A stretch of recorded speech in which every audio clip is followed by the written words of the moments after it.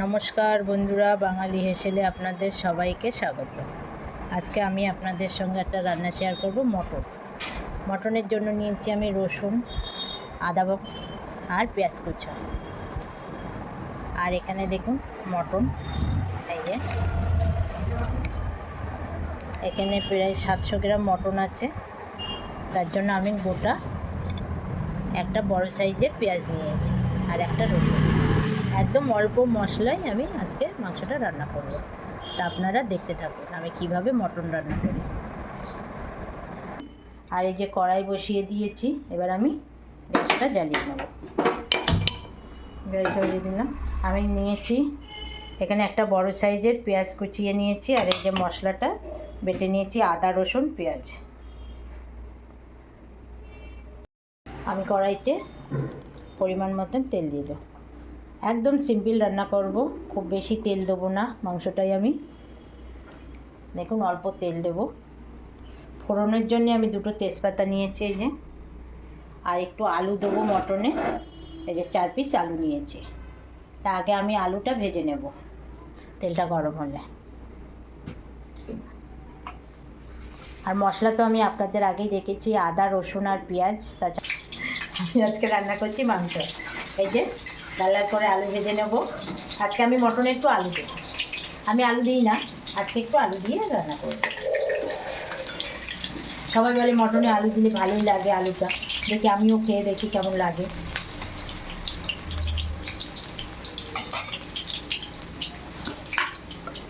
আমি একটু সামান্য লবণ দেব, একটু হলুদ গুঁড়ো দিয়ে আলুটা ভেজে নেব।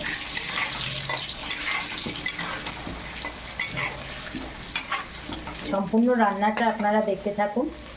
ভালো লাগলে একটা লাইক শেয়ার করে দেবেন, কমেন্টে জানাবেন খেয়ে কেমন লাগলো। আমার রান্নাটা একদম অল্প মশলায় পাতলা।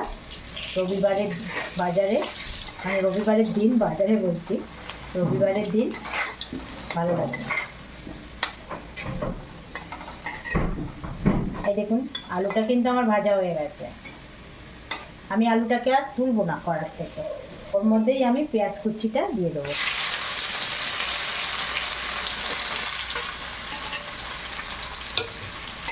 আমি পেঁয়াজ কুচিটা ওর মধ্যেই দিয়ে দেবো। পেঁয়াজটা একটু লাল লাল হলে আমি ওর মধ্যে আর মশলাগুলো, বাকি মশলাগুলো দিয়ে দেবো।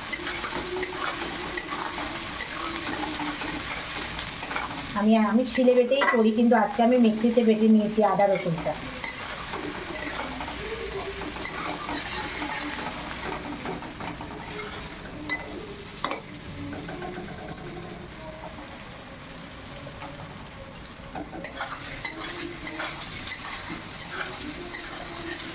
দেখুন পেঁয়াজটা কিন্তু প্রায় আমার হয়ে গেছে ভাজা ভাজা। এই যে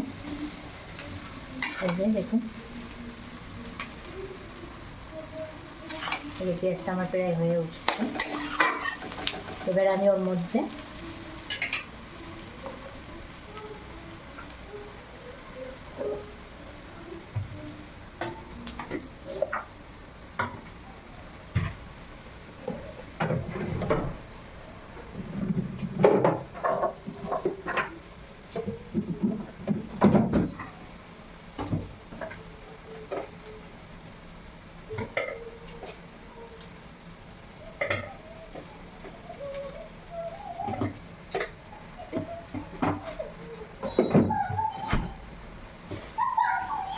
এই যে আমার পেঁয়াজটা কিন্তু একদম রেড। এই দেখো পেঁয়াজটা একটু ভাজা ভাজা হয়ে গেছে, বেশি ভাজবো না।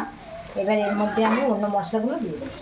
এই যে আদা রসুন পেস্ট করে রেখেছিলাম আমি এর মধ্যে দিয়ে দিই। আমি কিন্তু টমেটো দিইনি, ওর মধ্যে দুটো শুকনো লঙ্কা দিয়ে বেটেছি, ওই জন্য লাল লাল একটু লাগছে। টমেটো আমি মাংসতে দিই না,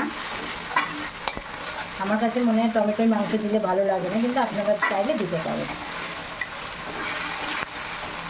একবার আমার মতন করে রান্না করে খেয়ে দেখবেন। এর মধ্যে আমি দিলাম হলুদ গুঁড়ো, একটু লাল চিলি পাউডার,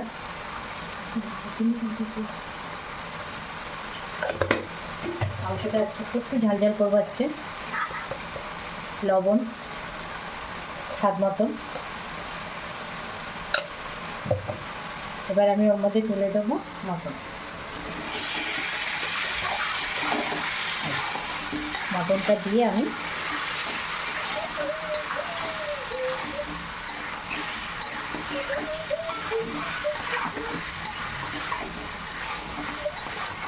মটনটা একটু ঢাকা দেব, দিয়ে আমি আবার ফিরে আসছি। দেখুন বন্ধুরা, মাংসটা কিন্তু আমার কষা হয়ে গেছে, তেল ছেড়ে দিয়েছে মাংস দিয়ে। দেখুন তেল ছেড়ে দিয়েছে, কী সুন্দর, দেখুন কী সুন্দর কষা হয়ে গেছে। এবার আমি প্রেসারে দিয়ে দুটো সিটি মেরে নেব। আমার কিন্তু মাংসটা হয়ে গেছে কষানো, যে মাংস দিয়ে একদম তেল ছেড়ে দিয়েছে। দেখুন সুন্দর কষানো হয়ে গেছে। এই যে লাল লাল ঝোল, লাল লাল মটনের ঝোল, রবিবারের বাজার হয়ে গেছে। এই যে প্রেসারে সিটি মেরে নিয়েছি 4টে। এই দেখুন একদম মাংস রেডি, পাতলা ঝোল হয়েছে একদম। মাংসটা আমি নামিয়ে নিচ্ছি। তাহলে আজ এই রান্নাটা এই অবধি রইল। আগামী আর একটা রান্না নিয়ে আমি আসবো। কেমন লাগলো আমাকে জানাবেন। আপনারা সবাই ভালো থাকবেন, সুস্থ থাকবেন। দেখা হচ্ছে আর একটা রান্না নিয়ে।